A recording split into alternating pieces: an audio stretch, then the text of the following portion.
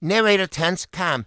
Deep in the Appalachian Mountains lies a ranger station known for its isolation and its secrets. In 2021, a veteran park ranger locked himself inside his cabin for the night.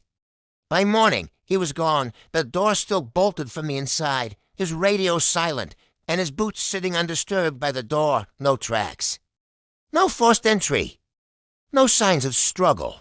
This is one of the strangest disappearances ever recorded in a U.S. national park. This is the case of Ranger Adam Kincaid, age 42. Spent over a decade as a senior ranger in the Blue Ridge sector, experienced, disciplined, and familiar with every trail. He was the last person anyone expected to go missing. On October 2nd, 2021, Adam checked into the remote Nightfall Ridge outpost, a small station accessible only by a single dirt road. At 9:17 p.m., he radioed in, "All quiet tonight." Signing off, it was routine.normal.com. By 6:30 a.m. the next morning, backup arrived and Adam was gone. The outpost door was locked from the inside, secured by an iron deadbolt. Inside, Adam's boots were by the door. His jacket hung on the wall, his bag, untouched coffee mug half full logs filled out neatly, flashlight on the shelf, radio in perfect working condition. There were no footprints outside, no tire marks. No disturbed soil, no sign anyone approached the cabin. It was as if Adam walked out of a locked room without opening the door. Investigators were completely baffled. The only unusual thing in the cabin was a sticky note on the windowsill.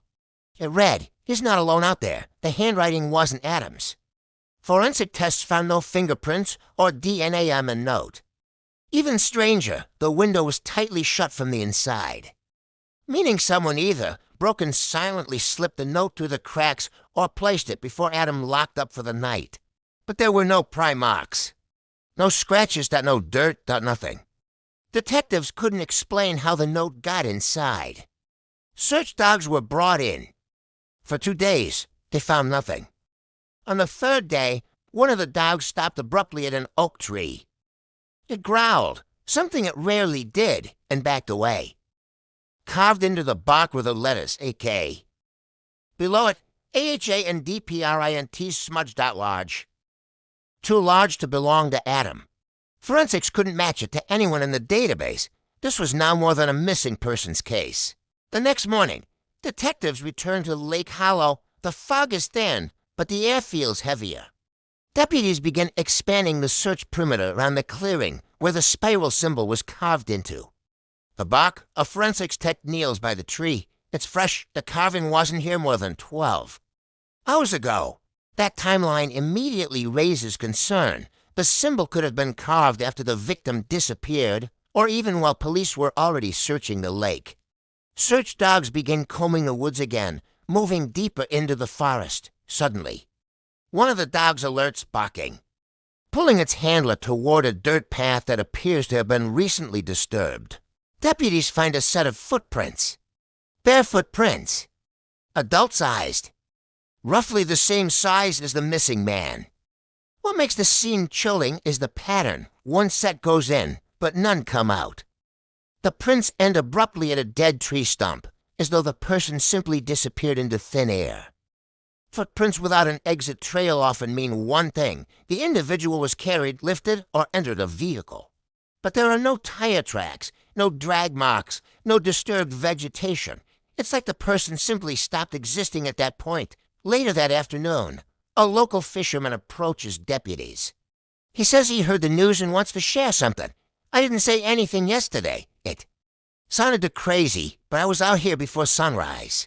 I heard, he hesitates. Heard what? The fisherman swallows hard, screaming, coming from the woods on the north bank. Not normal yelling, more like someone calling for help, but muffled. Like underwater, the search team had been concentrated on the southern bank. The north bank had not been searched yet. The direction he points to is where the footprints ended. Detectives and deputies head toward the north bank. The area is denser, less accessible, almost unnaturally quiet as they approach the shoreline. An officer notices something floating near the reeds, a plastic emergency whistle, the exact same model a missing man always kept attached to his backpack during outdoor trips. It had been snapped in half. On the reeds nearby, deputies find strands of fabric, the same neon color as the man's kayaking vest. But the vest itself is still missing. And then, another discovery. A second spiral symbol. But this one isn't carved. It's painted with a reddish-brown liquid. Forensics later confirm it is not blood, but they can identify exactly what it is either. Back at headquarters, detectives dug into the missing man's phone records, and what they found, only deep in the mystery, his phone had pinged a cell tower 20 minutes after that frantic 911 call. But it wasn't near the lake. It was 11 miles away, near an old, abandoned campground then. Just 9 minutes later, a second ping. This time, it was back at the lake. This rapid back-and-forth movement seemed physically impossible unless someone took the phone, or someone returned with the phone, or maybe, just maybe, the man was still alive and moving at an incredible speed. The timestamps and locations just didn't add up. To make things even stranger, the final ping from the phone came at 3:11 a.m., a full 3 hours after deputies had already found his empty kayak floating in the water. Digital forensics worked their magic and managed to recover a corrupted video file from the phone. It was only 2.7 seconds long.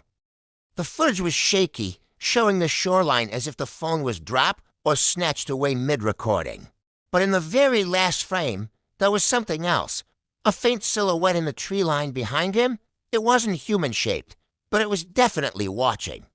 The text said the image was too distorted to identify, but the shape was tall, thin, and disturbingly motionless, almost like it was waiting.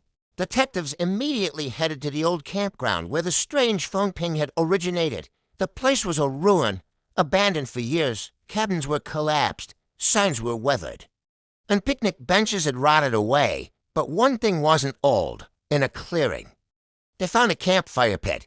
It was still warm. Someone had been there, and very recently. Next to the fire pit, deputies found something that sent a chill down everyone's spine. The missing man's wallet. All the cash was still inside, credit cards untouched. His driver's license was right there in the front slot. Nothing was stolen. Nothing was scattered. It was just placed neatly on a burnt log, almost as if someone wanted the police to find it.